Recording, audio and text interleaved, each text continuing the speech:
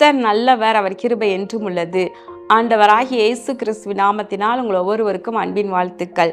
தேவனுடைய கிருபையும் சமாதானமும் உங்களுக்கு பெருகுவதாக. ஜூலை மாதம் 17ஆம் தேதி வியாழக்கிழமை. இன்றைக்கு நாம் தியானிக்கும் வசனம் நீதிமொழிகள் 10வது அதிகாரம் 25வது வசனத்தின் பின்பகுதி. நீதிமானோ நித்திய அஸ்திபாரம் உள்ளவன். இங்கு கர்த்தருடைய வார்த்தை சொல்லுகின்றது, நீதிமான்களா இருக்கிற தேவ பிள்ளைகள் அவங்க எப்படிப்பட்டவங்களா? அவங்க நித்திய அஸ்திபாரம் உள்ளவர்கள், நித்தியமாக என்றைக்குமாக நித்தியமான அஸ்திவாரம் உள்ளவர்கள், அசைக்கவே முடியாது. இதே நீதிமொழிகள் 10வது அதிகாரத்தின் 30வது வசனம் சொல்கிறது, நீதிமான் என்றும் அசைக்கப்படுவதில்லை என்று சொல்கிறது. நீதிமான்கள் பூமியை சுதந்தரித்து கொள்வார்கள் என்றும் சங்கீதத்தில் எழுதப்பட்டிருக்கின்றது. அப்போ பார்த்தீங்கன்னா நீதிமான்களை கர்த்தர் எவ்வளவாய் ஆசீர்வதிக்கின்றார். நீதிமான்களுடைய வாசஸ்தலத்தையோ கர்த்தர் ஆசீர்வதிக்கிறார் என்று பார்க்கின்றோம். அவர்கள் வீட்டில் ஆசீர்வாதங்கள் தங்கும் என்று எழுதியிருக்கின்றது. அதே நேரத்தில் பாருங்க, துன்மார்க்கர்கள் எப்படி இருப்பாங்களா? சுழல் காற்று கடந்து போவது போல துன்மார்க்கன் கடந்து போவான். கர்த்தருக்கு பயப்படாமல் தன் இஷ்டப்படி வாழ்கின்ற துன்மார்க்கர்கள் எப்படி இருப்பாங்கன்னா, சுழல் காற்று கடந்து போவது போல. சுழல் காற்று அப்படியே சுழன்று சுழன்று வீசும். அது அப்படி சுழல் காற்று வரும் பொழுது அங்கு இருக்கிறவைகளுக்கு பாதிப்புகளை உண்டு பண்ணோம். ஆனால் கொஞ்ச நேரத்தில் அது அப்படியே கடந்து போய்விடும் என்று நம்ம அறிந்திருக்கிறோம். அதே போல் நீதிமான்கள் நித்தியமாய் நிலைத்திருப்பாங்க.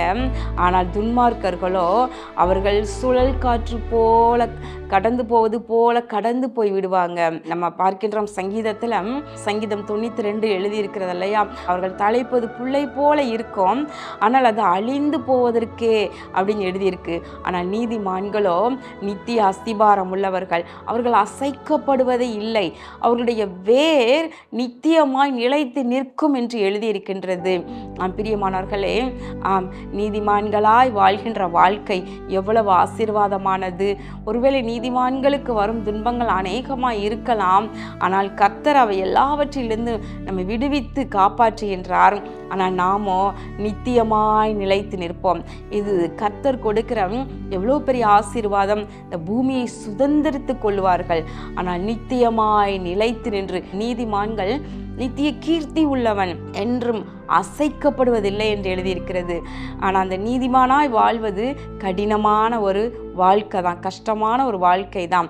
ஆனால் எல்லாவற்றிலும் நீதியாக, தேவனுக்கு முன்பதாக உத்தமமாக, எல்லாவற்றிலும் தேவனுக்கு பயந்து வாழ்கின்ற ஒரு வாழ்க்கை உங்களுக்கு இருக்குமானால் நீதிமான்களுக்குரிய ஆசீர்வாதம் எல்லாம் நிச்சயமாய் அப்படியே சேரும். நம்ம முற்பிதாக்களை பார்க்கின்றோம், ஆபிரகாம், ஈசாக், யாக்கோபை பார்க்கின்றோம். அவர்கள் நீதிமான்களாய் வாழ்ந்தார்கள், தேவனுக்கு பிரியமாய் வாழ்ந்தார்கள். ஆனால் அவர்களை பாருங்கள், நித்திய கீர்த்தி உள்ளவர்களாக. இயேசு மகாராஜா அந்த பூமிக்கு வந்தார். அவர் சொல்லும் பொழுது ஐஸ்வர்யவான் லாசருவின் கதையில எழுதப்பட்டிருக்கிறது, ஆபிரகாமின் மடியிலே போய் அவன் தேற்றப்படுகிறான் என்று சொல்லுகின்றார். அப்போ பாருங்களேன், ஆபிரகாமுடைய பேர் எங்கு வரைக்கும் விளங்குகின்றது? நித்தியத்திலே. லாசரு ஒரு பூமியிலே கஷ்டப்படுகின்ற ஒரு மனிதன் ஆபிரகாமின் மடியிலே தேற்றப்படுவதாக ஆண்டவர் சொல்லுகின்றார். அதனோடு கூட பாருங்க, ஆபிரகாம், ஈசாக்கு, யாக்கோபு இவர்களோடு கூட பந்தி இருப்பார்கள் என்றும் சொல்லுகின்றார். அப்படி என்றால் அவர்கள் நித்திய அஸ்திபாரம் உள்ளவர்களாக, பூமியிலே பரதீசி என்று அவர்கள் சொன்னாலும் கூட, அவர்கள் எவ்வளவோ விசுவாச பரீட்சையின் நடுவே கடந்து போனாலும் கூட, ஆனால் அவர்கள் பெயர் நித்திய கீர்த்தி உள்ளதா இருக்கின்றது.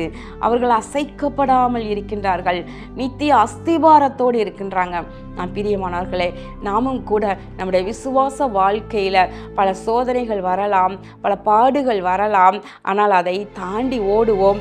நாம் என்றும் அசைக்கப்படுவதில்லை. நாம் நித்தியமாய் கீர்த்தி உள்ளவர்களாக, நித்திய அஸ்திபாரம் உள்ளவர்களாக விளங்க முடியும். கண்களை மூடி ஜெபம் பண்ணுவோமா? எங்கள் அன்பின் பரலோக பிதாவே, இதோ இந்த நாளிலே நாங்கள் தியானித்த வார்த்தையின்படி நீதிமான் நித்திய அஸ்திபாரம் உள்ளவன் என்று எழுதியிருக்கிறது.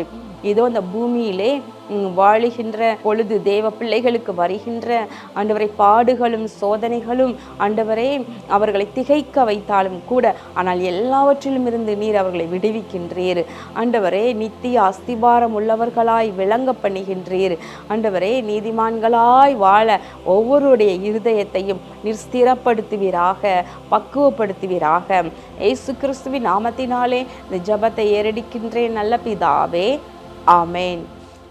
கர்த்தர் உங்களை ஆசீர்வதிப்பாராக. ஆமேன்.